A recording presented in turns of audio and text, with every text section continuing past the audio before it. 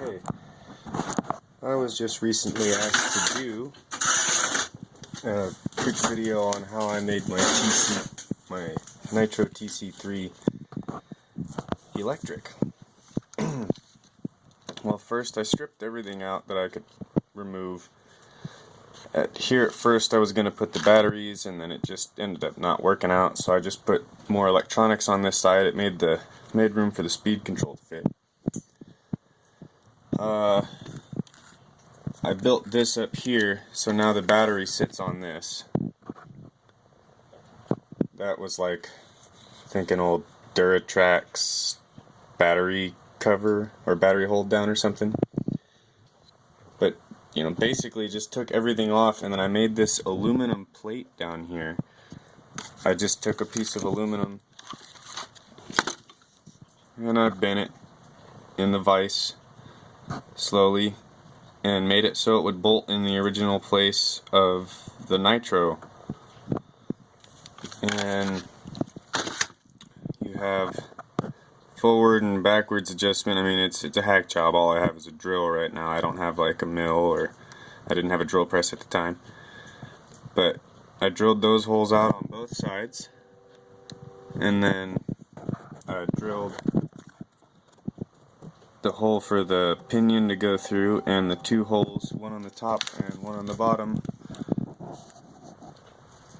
in order to hold the motor on.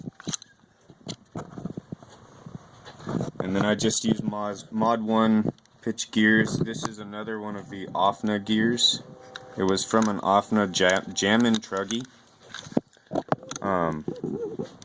It's at 47 tooth in Mod 1. And what I did is I just kind of welded it very crappily before my welder stopped working. So if it breaks again, I'll just grind it down and use my new welder. It's a Lincoln. No more Harbor Freight.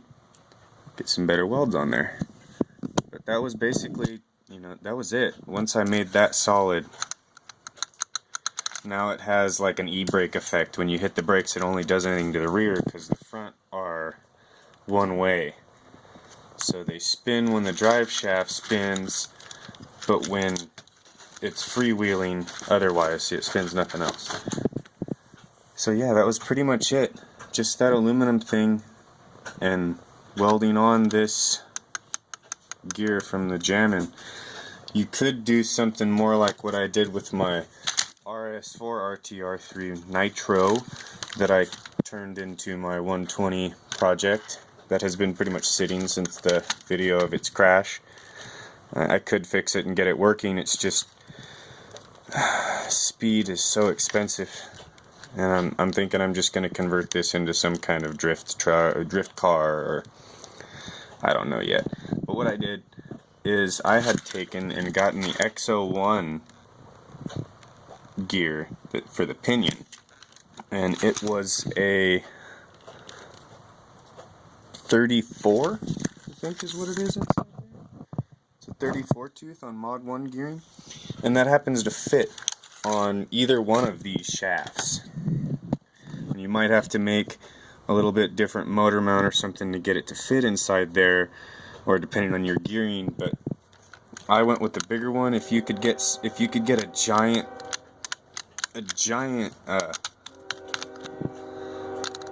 pinion, you could definitely just go on there and have it to where you could replace it with a set screw.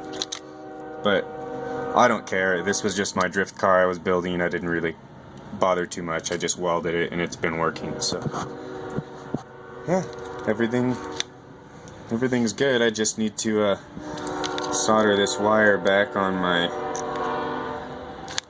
sensor wire, and she'll be ready to go again. Oh, and new tires.